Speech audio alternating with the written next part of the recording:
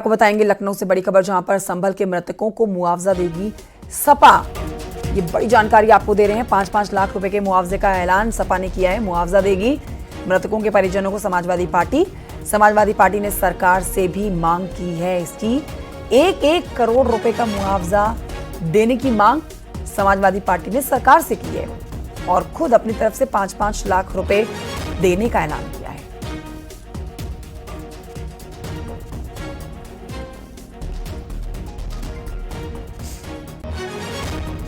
24 नवंबर के घटनाक्रम के बाद से लगातार जिन लोगों की जान गई है उनके मृतकों को मुआवजे की मांग समाजवादी पार्टी कर ही रही है।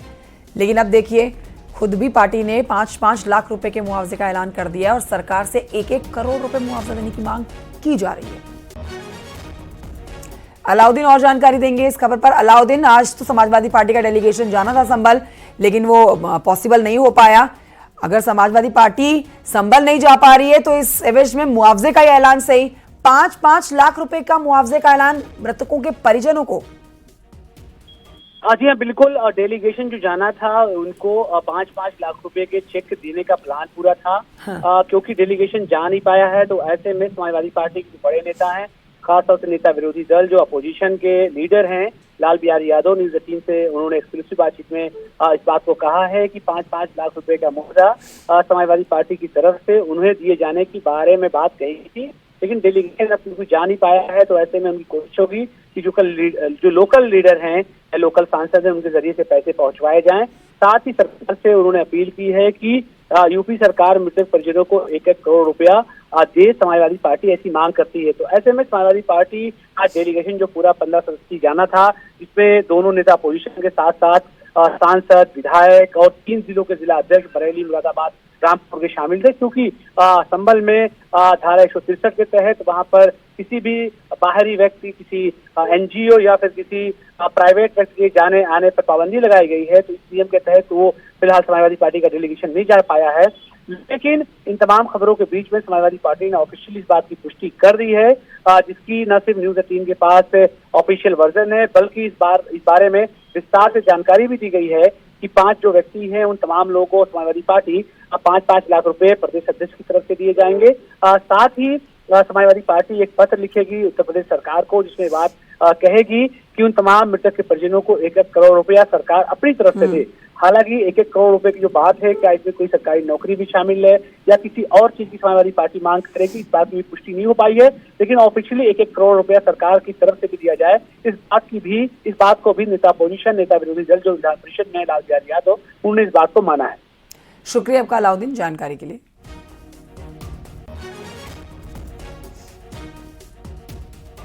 आगे हम लोग जो है राष्ट्रीय अध्यक्ष जी ने पीड़ित जो लोग हैं, जो जिनकी हत्या हुई है, उनके परिवार के लिए 5-5 लाख रुपया सहयोग राशि देने की घोषणा किया है। और उन्होंने कहा है और हम लोग पार्टी की तरफ से ये तय है कि हम जाएंगे वहाँ, हम वहाँ जाएंगे। प्रदेश राष्ट्रीय अध्यक्ष जी आज बाहर चले गए हैं, वो लौटते हैं तो फिर इस पर जो है बैठकें होंगी और बैठक होकर के डेट तय की जाएगी और उसकी सूचना प्रशासन को दे दी जाएगी। इस बीच आपको ये अपडेट दे देते हैं कि संभल में पुलिस की कोशिशों के बाद शांति बनी हुई है। डीएम ने सुरक्षा के लिहाज से बाहरी नेताओं के आने पर फिलहाल बैन लगा रखा है 10 दिसंबर तक। लेकिन बावजूद इसके समाजवादी पार्टी का डेलीगेशन संभल जाने पर अड़ा हुआ है, जिसके बाद अब ये सवाल उठ रहे हैं कि क्या संभल हिंसा पर समाजवादी पार्टी सियासत कर रही है। और इस मुद्दे पर आचार्य प्रमोद कृष्णम से भी खास बातचीत की गई है, सुनिए। आचार्य प्रमोद कृष्णम जी हमारे साथ में हैं। सर, जिस तरीके की संभल में घटना हुई और उसके बाद समाजवादी पार्टी का डेलीगेशन जबरदस्ती जाने को वहां तैयार है, आज पुलिस ने रोक रखा है, किस तरह से देखते हैं जी? पहले लोगों को भड़काओ, फिर पत्थर फिकवाओ, फिर दंगा करवाओ, फिर डेलीगेशन भिजवाओ। ये दंगा कराने की नीति है या शांति की नीति है? वहाँ जो बच्चे मरे हैं, ठीक है, मैं उनसे ज्यादा दोष उन लोगों का मानता हूँ जिन्होंने उनके हाथ में पत्थर दिए। ये एक बहुत व्यापक विषय है, बड़ा विषय है। संभल बहुत ही अच्छा शहर है। संभल के लोग झगड़ा नहीं चाहते। ये झगड़ा हिंदू और मुसलमान का नहीं है, लेकिन इस देश के अंदर न्यायपालिका है, इस देश के अंदर लोकतंत्र है। न्यायपालिका का सम्मान कीजिए, न्यायपालिका के फैसले का इंतजार कीजिए और न्यायपालिका पे भरोसा रखिए। यही डेमोक्रेसी है। अगर आप न्यायपालिका पे भरोसा नहीं रखें तो बहुत से सवाल या निशान खड़े हो जाएंगे। जहां तक सवाल है कि वहां जामा मस्जिद है या वहां मंदिर है, तो हमारे पुराणों में ये लिखा है कि भगवान का अवतार संभल में होगा। ये पुराणों में लिखा है। और ये पौराणिक दृष्टिकोण से अगर हम देखें तो संभल वो भूमि है जैसे भगवान राम का अवतार अयोध्या में हुआ, भगवान कृष्ण का अवतार मथुरा में हुआ, ऐसे ही सनातन का अंतिम अवतार श्री कल्कि अवतार संभल में होगा। ये पुराणों में लिखा है, पुराणों में मेंशन है।